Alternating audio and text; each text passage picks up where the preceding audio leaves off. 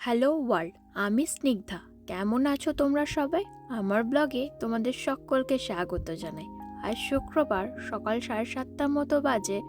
গতকাল রাত্রে প্রচণ্ড বৃষ্টি হয়েছে। বাড়ির চালগুলো দেখে তা বোঝার উপায় নেই।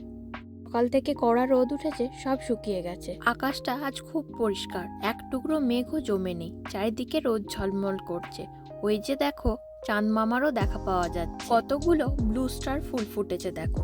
জবা ফুলটা ফুটবো হয়েছে, কিন্তু এখনো ফোটেনি। একটু বেলার দিকে ফুটে যাবে। গতকালকের বৃষ্টির সাথে বাইরের দিকের গাছগুলোর মাটিটা ভিজে গেছে, কিন্তু ভেতরের দিকের গাছগুলো অব্দি জল আসেনি, তাই সেইগুলোতে এখন একটু করে জল দিয়ে দেবো। সারাদিন এরকম কড়া রোদ থাকলে গাছগুলোর মাটিগুলো শুকিয়ে যায় খুব চটজলদি। চলো গিয়ে এবার ব্রেকফাস্ট বানাই। আজকে ব্রেকফাস্টে ভেজিটেবল অমলেট বানাবো। বিচেস থেকে এই ডিমের ক্যারেটটা নিয়ে এসেছি। এটাতে 70টা ডিম আছে। তোমাদেরকে বলেছিলাম না, এই দোকানটাতে কোনো কিছুই অল্প পরিমাণে পাওয়া যায় না। মাসে আমাদের বেশ অনেক কটা ডিম লাগে, তাই এখান থেকে এনে রাখি, তাহলে বারে বারে আনতে যেতে হয় না। এখানে আমি পেঁয়াজ, লঙ্কা, বেল পেপার চপ করে নিয়েছি। একটু মাশরুম দিলে ভালো হতো, বাড়িতে আজকে মাশরুম নেই, তাই দিতে পারলাম না। ডিমের যে কোনো প্রিপারেশন খেতে আমার বেশ ভালোই লাগে, তবে সমুদ্র হচ্ছে ডিমের পোকা। সারাদিনে 4 বেলা যদি ওকে ডিম খাইয়ে রাখা হয়, ও তাই থেকে যায়। এবার ওপর থেকে সল্ট অ্যান্ড পেপার একটু স্প্রিঙ্কেল করে ভালো করে ডিমটা উইক্স করে নেব। উইক্স করার পর এটার মধ্যে একটু দুধ অ্যাড করছি। দুধ দিলে অমলেটটা বেশ ফ্লাপি হয়। অমলেটটা ফ্রাই করার জন্য আমি এখানে অ্যাভোকাডো অয়েল স্প্রে ইউজ করছি। এই স্প্রেটা দিয়ে প্যানকেকস, ধোসা, অল্প তেলে জিনিসগুলো বানাতে বেশ সুবিধে হয়। এবার অমলেটটা উল্টে বাকি জিনিসগুলো এটার মধ্যে অ্যাড করে দেবো। একটু মজেরেলা চিজ অ্যাড করছি। এই চিজটা ফ্যাট ফ্রি এবং ডেয়ারি ফ্রি। এরপর এখানে অ্যাড করছি মাইক্রো স্পাইসি মিক্স বলে একটি হার্ব। এর আগেও তোমাদের সাথে আমি এই হার্বসটা শেয়ার করেছি। অমলেট রেডি হয়ে গেছে। সমুদ্র এখন অফিসের কলে আছে, আমি গিয়ে ওর ডেস্ক সেটা নামিয়ে আসি। সঙ্গে একটু কফি বানিয়ে দেবো। তারপর আমার জন্য অমলেটটা বানাবো। বসে পড়লাম। এখানে তোমাদেরকে অমলেটটা কেটে দেখাচ্ছিলাম কতটা ফ্লাপি আর চিজি। সকাল সকাল ওই যে দেখো, স্নান করে পুজোটা ফুটে গেছে, মা কালীর পায়ে দিলাম। লাঞ্চের জন্য প্রিপারেশন শুরু করেছি। প্রথমেই ভাতটা বসিয়ে দিয়েছি। এদিকে সবজিগুলো বের করে রেখেছি, এখন এগুলোকে চপ করে নেব। আজ সকাল থেকে সমস্ত কিছু একটু আর্লি করার চেষ্টা করছি। লাঞ্চটাও একটু আর্লি। সারা মাসের জন্য ইন্ডিয়ান গ্রসারি শপিং করতে যাব। যেখানে যাচ্ছি সেই জায়গাটার নাম হচ্ছে নরওয়াক। আমরা যেখানে থাকি গ্রটন। এই গ্রটন থেকে নিউ ইয়র্কের মাঝখানে একটা সিটি হচ্ছে নরওয়াক। আমাদের বাড়ি থেকে খুব একটা কাছে নয়, 1 ঘন্টা 40 মিনিট মতো সময় লাগে। আর জ্যাম থাকলে সেটা 2 ঘন্টা থেকে 2 ঘন্টা 10 মিনিট পর্যন্ত হয়ে যায়। বিকেলে 4টে-5টার সময় জ্যামটা অনেক বেড়ে যায়। সবাই জ্যামটা অ্যাভয়েড করার জন্য আমরা 2-3টের সময় বেরোনোর চেষ্টা করি। এমন নয় ওই টাইমটাতে একদমই জ্যাম থাকে না, একটু কম থাকে, এই আর কি। আজকের ডিনারটা রেস্টুরেন্টে করার প্ল্যান আছে। আজকে যে ইন্ডিয়ান স্টোরটাতে যাচ্ছি সেটার নাম প্যাটেল ব্রাদার্স। মাসে 2বার ওখানে আমরা বাজার করতে যাই। যেই দিনগুলো ওখানে বাজার করতে যাই সেই দিনগুলো ওখানে একটা ইন্ডিয়ান রেস্টুরেন্ট আছে, সেখানে যাব। তোমাদের সাথে সেটা শেয়ার করব।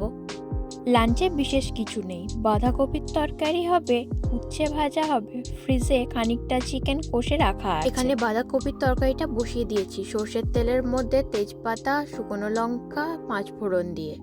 এরপর আলুটা ভালো করে লাল লাল করে ভেজে বাঁধাকপিটা দিয়ে একটু কষিয়ে নেব। ফ্রোজেন মটরশুঁটিগুলোর মধ্যে একটু গরম জল দিয়ে ভিজিয়ে রাখলাম।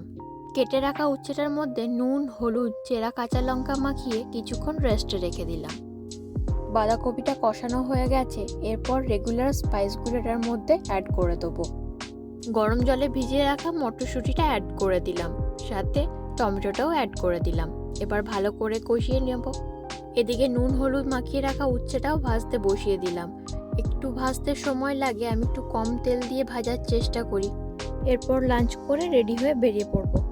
বাড়ির থেকে এখনো বেশি দূরে আসিনি, জ্যাম শুরু হয়ে গেছে। এখন যে ব্রিজটা দেখছো, এই ব্রিজটার নাম পার্ল হারবার মেমোরিয়াল ব্রিজ। এটা নিউ হেভেন শহরে।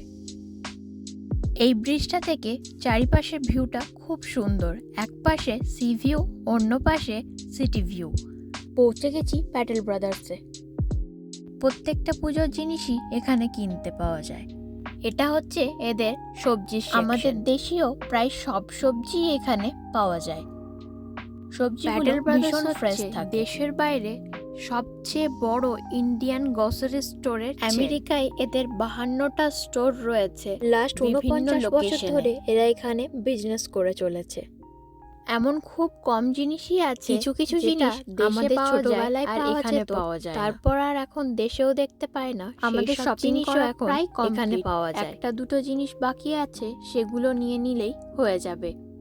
চলো, সবকিছু নেওয়া হয়ে গেছে, এবার কিউতে দাঁড়াই বিলিং করানোর জন্য। খুব বেশি লোকজন ছিল না, তাই তাড়াতাড়ি হয়ে গেছে। তোমাদেরকে একবার বাইরে থেকে প্যাটেল ব্রাদার্সটা দেখিয়ে দিই। এরপর প্যাটেল ব্রাদার্স থেকে 10 মিনিট দূরে চলে এলাম ভেদা ইন্ডিয়ান কিচেনে। এদের মেনুটা মোটামুটি আমাদের মুখস্থ। ফাইন ডাইনিং রেস্টুরেন্ট নয়, রেস্টুরেন্টটা খুবই ছোট, কিন্তু এদের ফুড কোয়ালিটি, এদের বিহেভিয়ার এতটা ভালো যে একবার আসবে তার বারবার আসতে। অ্যাপিটাইজারে আমি সমোসা চাট অর্ডার করেছিলাম, সঙ্গে দুটো চাটনিগুলো কমপ্লিট। এর আগে কোনোদিনও এখানে চা ট্রাই করিনি, আজকে মাথা ব্যথা করছিল বলে বানিয়েছি, অর্ডার করে। সমুদ্র ক্যামেরার পেছনের থেকে হাসছিল আমি চা আর চাট একসাথে খাচ্ছিলাম বলে। আর ওরটা শুনবে চিকেন মালাই কাবাব। এই খাবারগুলো শেষ হতে না হতেই মেন কোর্স চলে এসেছে।